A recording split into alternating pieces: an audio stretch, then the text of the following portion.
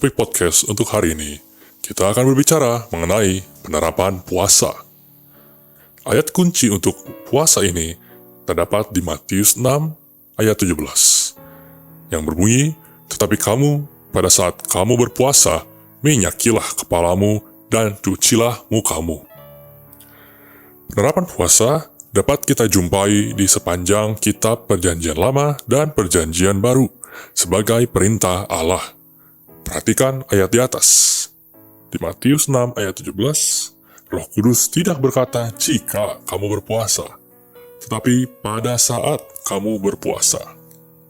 Penerapannya bagi orang percaya yang dipenuhi Roh Kudus adalah diharapkan untuk berpuasa sebagai bagian perjalanan iman mereka dengan Yesus. Sebuah survei terhadap kitab Perjanjian Lama mengenai puasa akan mengungkapkan bahwa berpuasa telah dipraktekkan oleh bangsa Israel untuk tujuan merendahkan diri mereka di hadapan Allah Bapa, dikombinasikan dengan pengakuan dosa, pertobatan, dan berdoa. Mencari pengampunan Tuhan dan terutama untuk menundukkan diri kepada Tuhan sehingga murkanya atas mereka surut. Hal ini juga digunakan sebagai tanda perkabungan di hadapan Allah, bahwa mereka telah mendukakan Dia dan mengakui ketidaktaatan mereka. Puasa juga suatu bentuk bersyafaat bagi bangsa dan orang-orang. Beberapa contoh dalam kitab Perjanjian Lama yang memerintahkan puasa adalah Imamat 28 ayat 27, Samuel 7 ayat 6, Hakim-Hakim 20 ayat 26, dan Yosua 7 ayat 6. Di dalam kitab Perjanjian Baru, Roh Kudus melalui beberapa ayat menegaskan pentingnya kombinasi antara doa dan puasa bersamaan. Sekalipun semua penggunaan puasa dalam kitab Perjanjian Lama masih tetap berlaku di dalam kitab Perjanjian Baru, karena Allah tidak pernah berubah. Roh Kudus memberikan penekanan lebih luas mengenai penggunaan puasa di dalam Perjanjian Baru.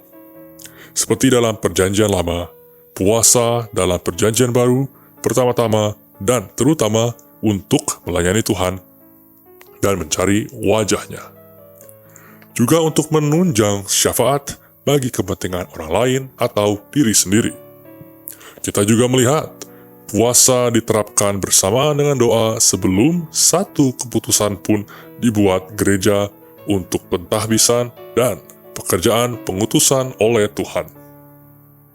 Survei terhadap kitab Perjanjian Baru mengenai puasa ditemukan dalam ayat Matius 6 ayat 16-18, Kisah Para Rasul 10 ayat 30, Kisah Para Rasul 13 ayat 2 dan 3, Kisah Para Rasul 14 ayat 23, dan Kisah Para Rasul 27 ayat 33 dan 34.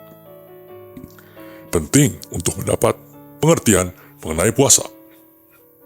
Puasa tidak digunakan sebagai usaha untuk mencoba menyenangkan Allah, seperti yang seringkali dijumpai pada orang yang terjebak dalam disiplin pribadi agamawi dan usaha pribadi untuk mencapai pertumbuhan rohani. Ini adalah suatu tindakan yang tidak kudus, sebab sikap demikian dapat menyebabkan seseorang mengandalkan kekuatannya sendiri untuk mencapai tujuan tertentu. Allah tidak ada di dalamnya. Tujuan dari puasa bukanlah usaha-usaha atau tindakan eksternal untuk menyenangkan Allah, tetapi lebih kepada merendahkan diri dan mengarahkan hati kepada Allah Bapa.